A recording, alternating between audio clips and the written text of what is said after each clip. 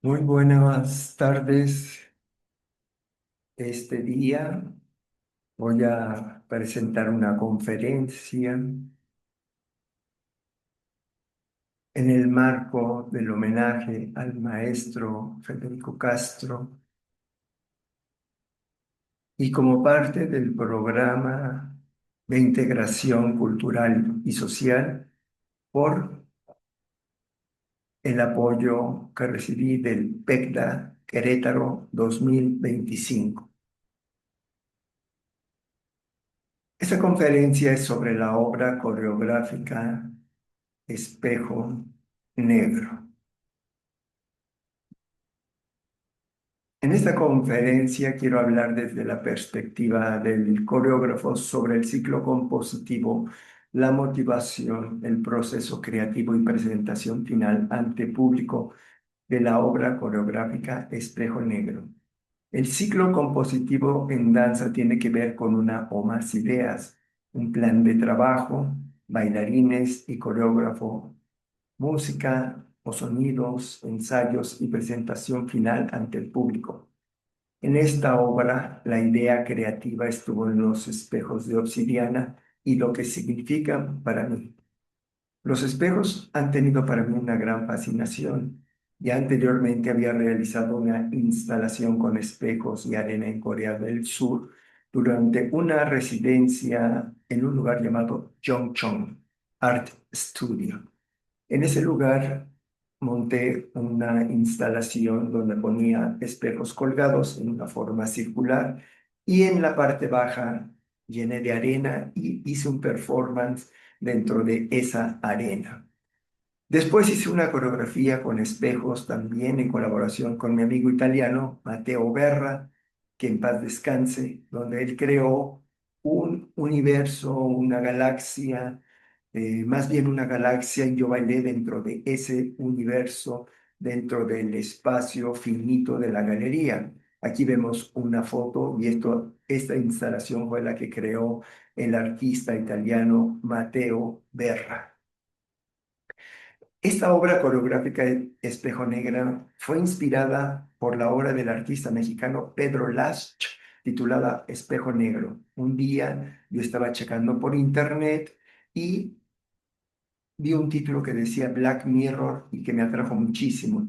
En ese momento entré a ver de qué se trataba y me encontré con espejos de obsidiana pulidos, donde este artista, Pedro Lash, ponía una figura prehispánica y enfrente el espejo de obsidiana, entonces llegaba el espectador y veía la figurilla del México prehispánico, más veía su reflejo, entonces era como una especie de pasado presente, el reflejo como una metáfora de la memoria, entonces me pareció algo muy interesante lo que él planteaba. Él también ha trabajado este mismo tema, pero poniendo en la parte de atrás imágenes, por ejemplo, de las Meninas de Velázquez o algunos cuadros de el artista español Murillo también. Entonces, aquí podemos ver, me pareció interesante ver cómo hacía estas mezclas y de ahí me empezó a entrar una curiosidad por investigar de qué se trataban los espejos de obsidiana. Pero aquí podemos ver las Meninas con una Coatlicue, que es una de las obras que presentó este artista, pero a la vez, si el espectador se paraba enfrente, se observaba a sí mismo. Aquí vemos con una de Murillo, con- aquí vemos otra imagen y aquí vemos una imagen. El espejo obsidiana o Tezcatl fue utilizado con fines rituales y divinatorios. Es decir, que le servía a los sacerdotes o hechiceros para adivinar también el futuro. Era un objeto que permitía ver el mundo de los dioses y estaba ligado al culto de Tezcatlipoca, que significa espejo humeante, quien era el dios de la guerra, la brujería, la transgresión sexual, el señor de la noche y de sus criaturas.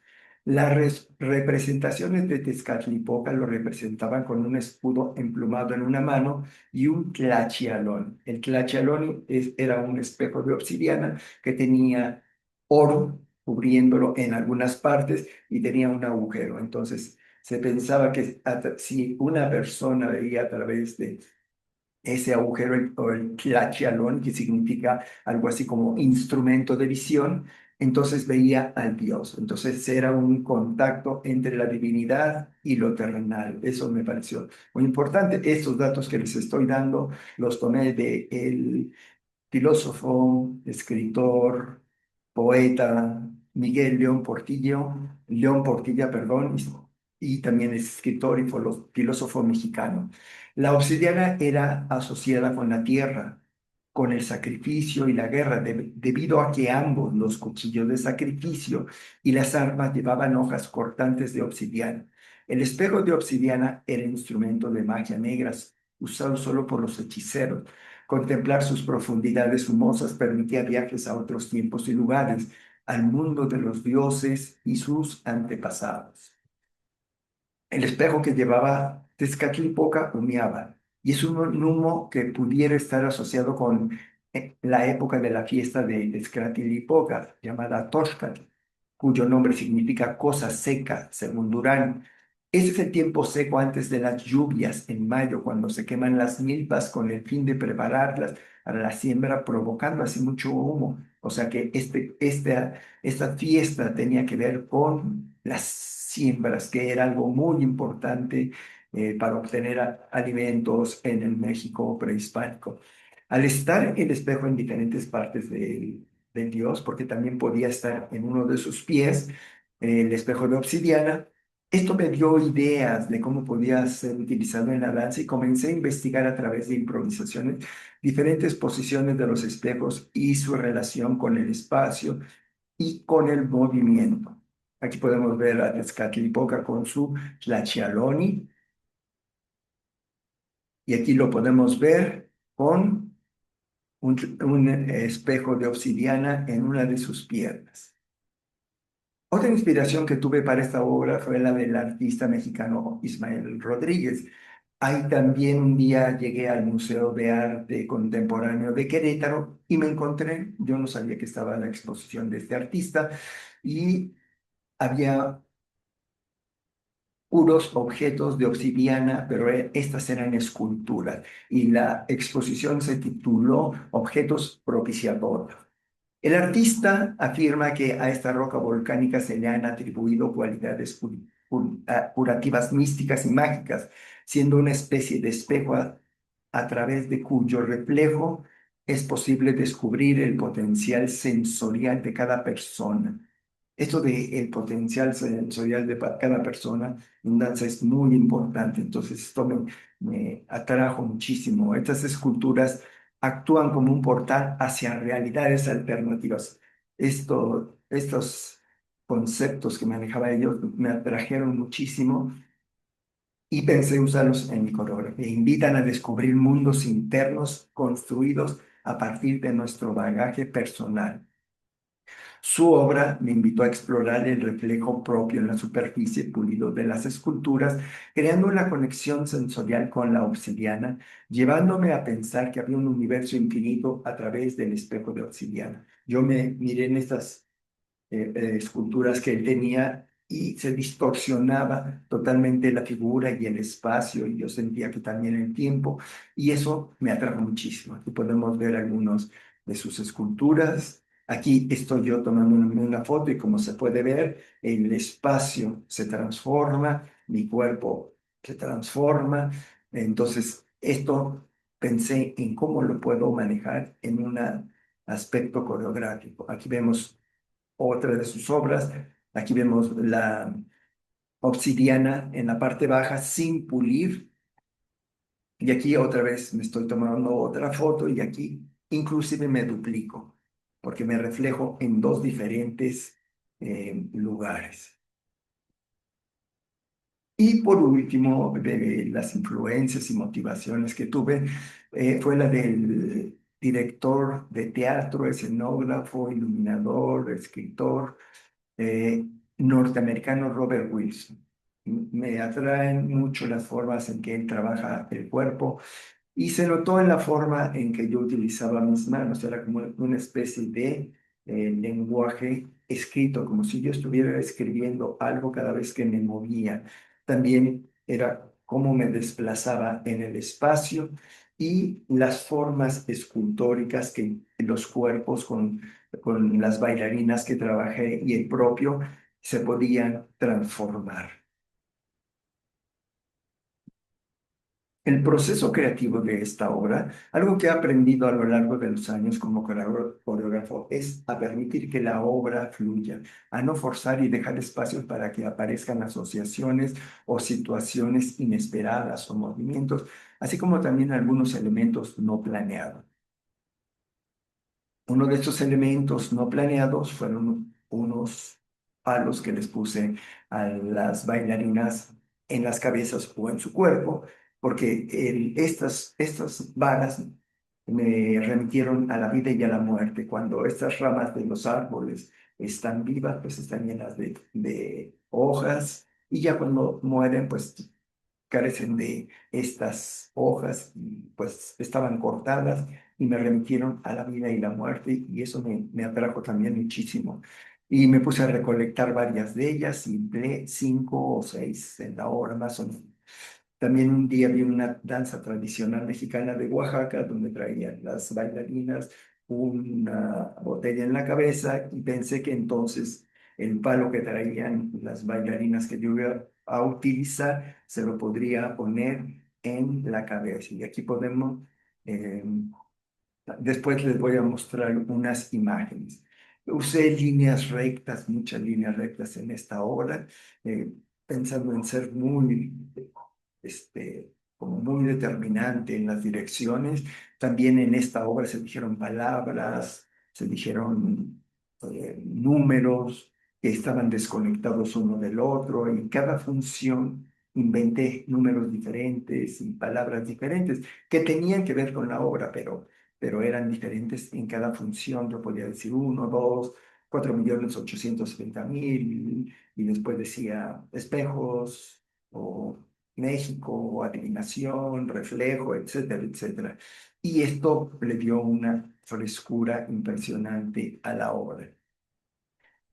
También algo que aprendí de teatro es que si presento una idea por decir algo muy dramático, muy fuerte, siempre le pongo al lado algo suave, romántico, que rompa, o sea, para crear tensión entre dos ideas opuestas, y es una idea que tomé de mis clases de teatro.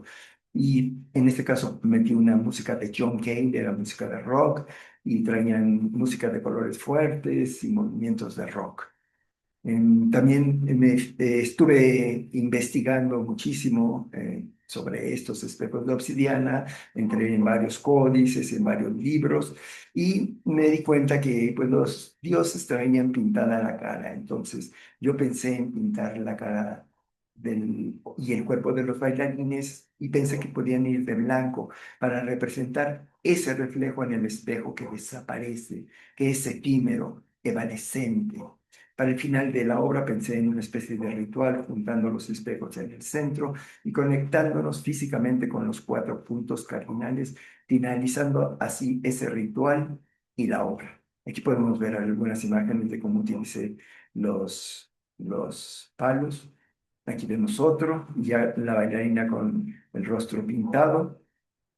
Aquí también, en uno de las imágenes que encontré, había un vestido de una indígena que traía estos moñitos, y pensé ponerles moñitos, y me dio un cuadro maravilloso, como podemos ver aquí con esta bailarina.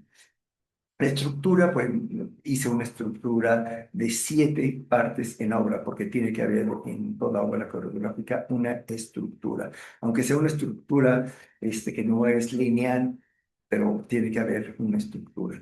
Los bailarines, bueno, yo pienso como el coreógrafo Maurice Béjart, que son el elemento principal de una coreografía. Puede haber coreografía sin coreógrafos, puede haber danza, perdón, sin coreógrafos, pero no puede haber danza sin bailarines, sin sus aportaciones, sus comentarios, la forma en que interpretan un determinado rol, su energía y su pasión. La coreografía solo sería una serie de pasos. Bueno, siempre es importante ser preciso en las indicaciones que uno da y dar oportunidad que los bailarines creen a partir de sus propias experiencias. Yo platicaba con ellas, les sugería cosas y ellas las trabajaban, después yo se las revisaba y veíamos que todo fuera según como un diálogo entre los bailarines y yo. Utilicé tres bailarinas muy talentosas, Mariana Guerrero, Hanna Mejía, Tere Ruiz y un servidor también participé en esta obra. La música, bueno, aquí es un proceso muy largo que tiene uno que llevar, de estar escuchando música, una música, otra música, y aquí, bueno, yo tengo mucha influencia de la música oriental porque estuve viviendo en Corea del Sur durante muchos años y pues utilicé, en este caso, no música coreana, pero sí música japonesa mezclada con música de Tony Conrad, electrónica, después música para piano de Philip Glass y al final los viejitos, música tradicional de los viejitos de Michoacán con música de Tony Conrad. El vestuario, bueno, fue un punto importante en esta pieza y se logró con el apoyo de las bailarinas. Yo les pedí algún tipo de ideas y ellas trajeron muchas cosas que tenían en su casa y parte de los vestuarios de las obras que ellas han bailado. Y es sorprendente las cosas que tenemos en casa para vestir. Y así fuimos armando el vestuario. Ellas encontraron telas largas, ropa de plástico, kimono japonés, una gabardina, etcétera. Aquí podemos ver un kimono que llevó esta bailarina. Y bueno, de los ensayos yo lo que puedo decir es que para mí son un laboratorio de experimentación con objetos, imágenes, ideas, luces, vestuario y movimiento. Eso es lo que representan para mí los ensayos. Es el lugar donde se puede y se debe de probar todo para ver qué sí funciona y qué no funciona. Aquí podemos ver un ensayo, ellas usando similarmente al Tlachialón de Tezcatlipoca, sus espejos. Y la presentación de la obra duró 46.44 minutos. Dimos 4 funciones en el Museo de la Ciudad y se contó con el diseño de luces de Alfred Pérez. Aquí vemos algunas fotos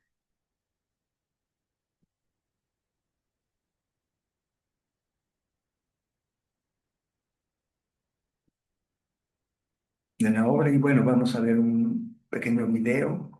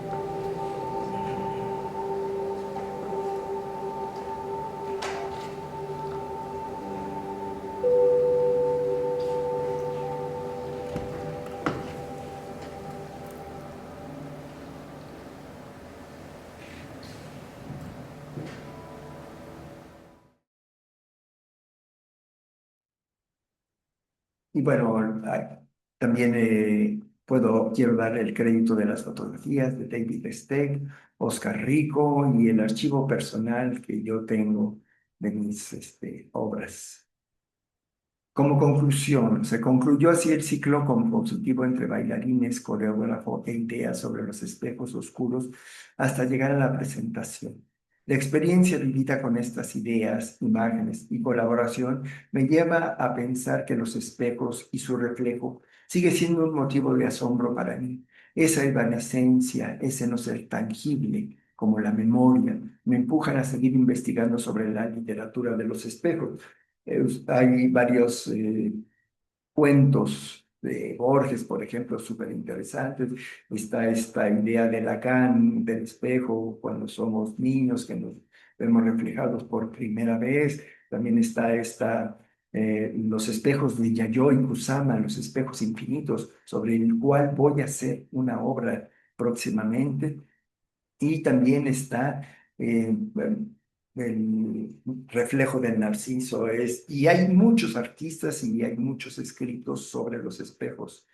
Es una idea que no termina y va a continuar y voy a continuar trabajando con los espejos. Pues muchísimas gracias. Esto es todo por esta presentación.